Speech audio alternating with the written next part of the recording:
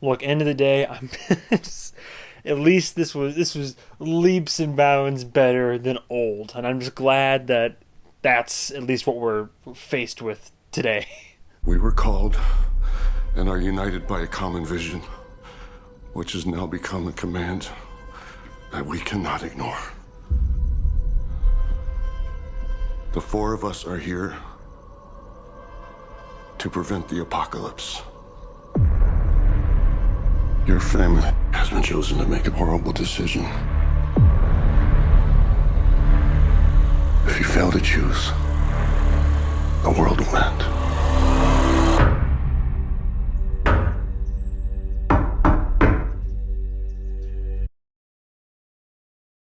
Today on the docket, we have A Knock at the Cabin. This movie's apparently based on like a short story, or I guess maybe a book of the same title, same premise, but long story short, you probably did hear about this one at some point. Marketing, good for them. Marketing has just been blasting this. I'll always give Shyamalan that, as marketing for his films in recent years. They poured probably at least $1 million into this shit. So this movie's been marketed to hell and back.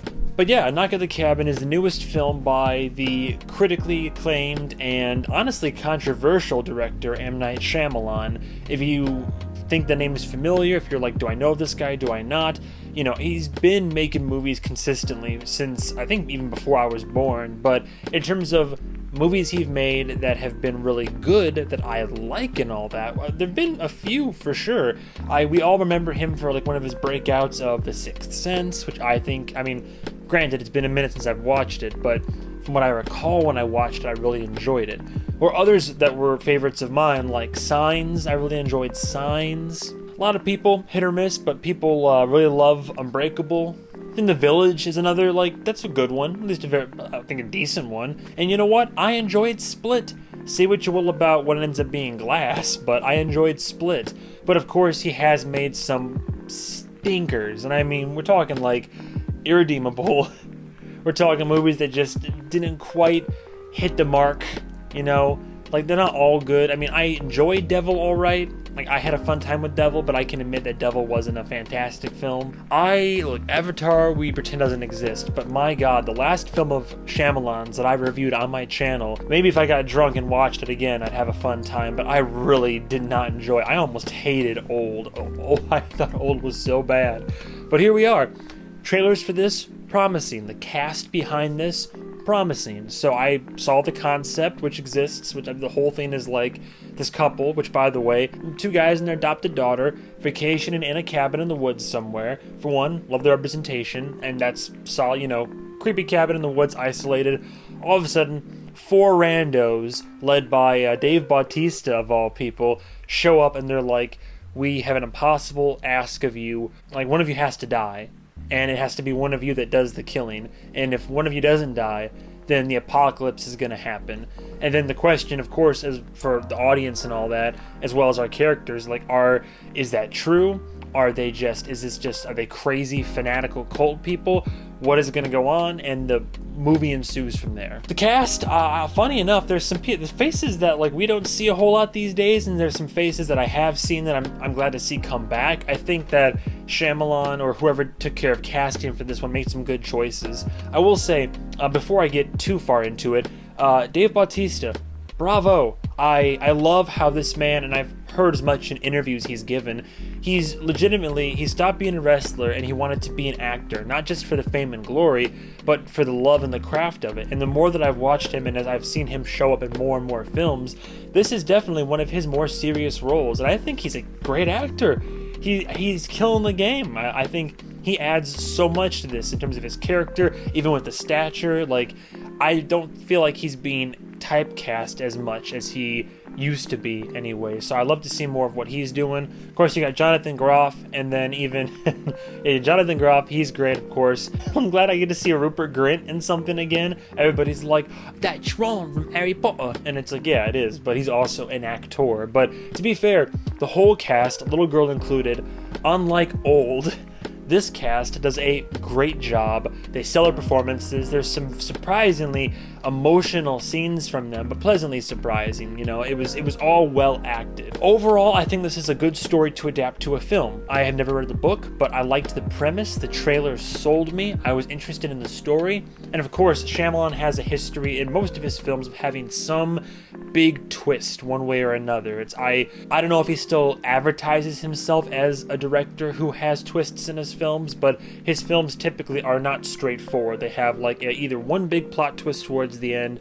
or the narrative itself kind of has ups and downs. And to his credit, it's always like usually a fun roller coaster, right? You're not quite sure what to expect. But this is a solid story, and I think even for the sake of the film, the way that it's adapted, overall, say what you want about Knock at the Cabin, I thought it was solid overall. Like, it was, like I said, solid story, good concept, adapted pretty well, all things considered. As I said, performances, and especially compared to old, the delivery of lines is great. It's killer. There's some very emotionally charged scenes throughout all of this. But I loved it. There were several moments in this film where there was like good tension, because at the same time, these characters are in a survival situation. These four intruders have basically broken their way into their little Airbnb cabin temporary home, and they're trying to survive this ordeal, trying to escape, figure out what's going on. And of course, these four, who you're not rooting for these four, but like they don't appear to be overtly malicious. You just can't tell if they're actually, they clearly believe what they're saying, but are their motives truthful, or are they just trying to like target this couple and sadistically torture and make them like kill each other, basically? Cinematography was best way I can describe it. It was involved and engaging. There's even a scene in the trailer that kind of like showcases. Luckily, they don't utilize this too much, but there's like fun stuff with the camera. There's another shot where some guy's getting punched, and it's like almost like a GoPro mount on his back as he's like do, and it's like almost comical, but not quite. It's just little interesting choices and additions, but overall, the cinematography, the way the cabin is like shot inside and outside, and all especially for these like tense scenes and all that, it's done pretty well. Like it was done well. Is the movie scary? I wouldn't say that. Is the movie a white knuckle thrill ride? I wouldn't go that far either, but I can definitely say there were solid moments of tension throughout. And like I touched on before, representation, I mean, you love to see it. Say what you will about, overall narrative outcomes and stuff like this, and I get I had a conversation with some friends afterwards, in terms of whenever there is, queer, bi, trans, any type of like representation in films, it's not just so much, having them there, but it's what part of, like, how much of their story, what purpose are they playing in the story, what ends up happening to their character. There's a valid argument and conversation to be had there, but just in terms of what I at least am liking to see in this and more films these days, at the very least, I'm glad that there's representation. Where I'm here to see it. I love to see it. I'm glad to see it on more mainstream films and not just, the indie art house community or anything like that. Well, horror has always been really good about it too, but in this case, it's like a thriller, and they just, it's there. What I will say that I wasn't a fan of is, I don't know, I don't want to spoil the movie per se, but I will say this, and this isn't, I don't think it's screw it, right?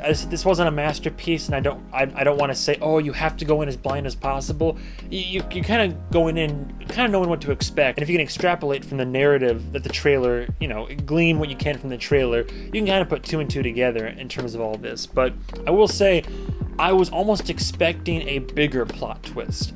There is kind of a twist, more or less, but it's more of, best thing I can use to describe it, it's more of like a slow burn twist. Like it's not really, you feel like the movie is building up to something, and it does in a way, but not in the classic like Shyamalan sense of like, boom, oh my god, I can't believe what just happened, but more like eventually the truth is revealed, and you're just like, oh, okay, I was starting to get there, and I was kind of already there.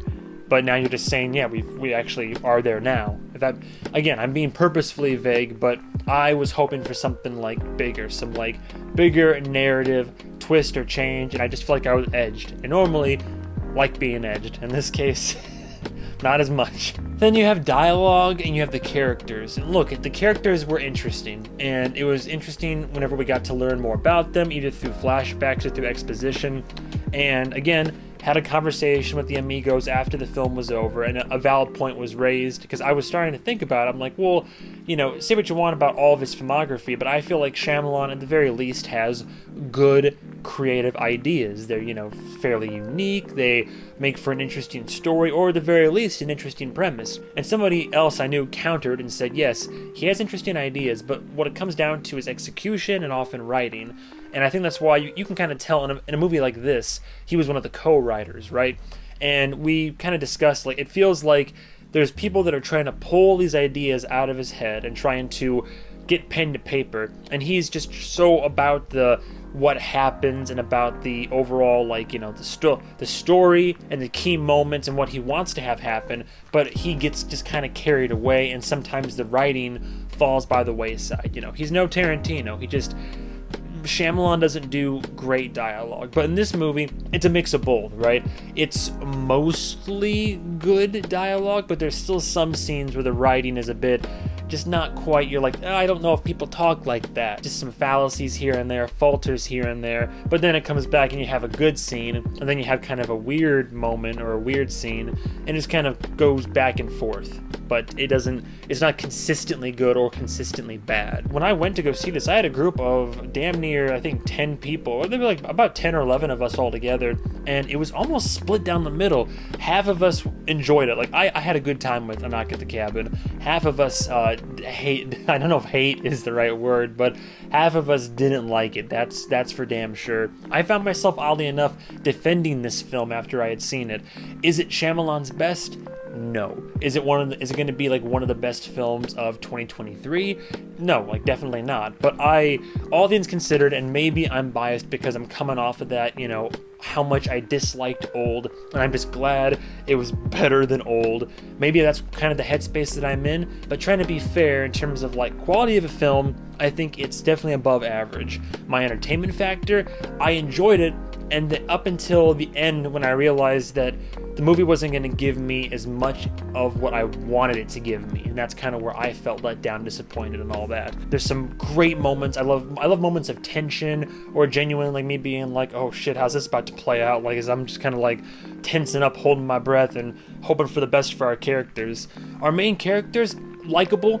I like them. The two guys, the kind of the yin and the yang, and the daughter, even the four strangers, they all were interesting. I didn't dislike them. I was interested in them and their play, because they were acted so well, and they were very hesitant and genuine in what they were, like, doing, and had the fervor of belief, but there's still that doubt and this potential gaslighting going on, and there's a bit of a mystery involved in there. So trying to figure that out was fun. The journey was fun for me. And there's some character and story elements that I wish were, left to cook more in the crock pot, and it just didn't come out to be a great film. I thought this film is a perfect example of good with some really good moments here and there.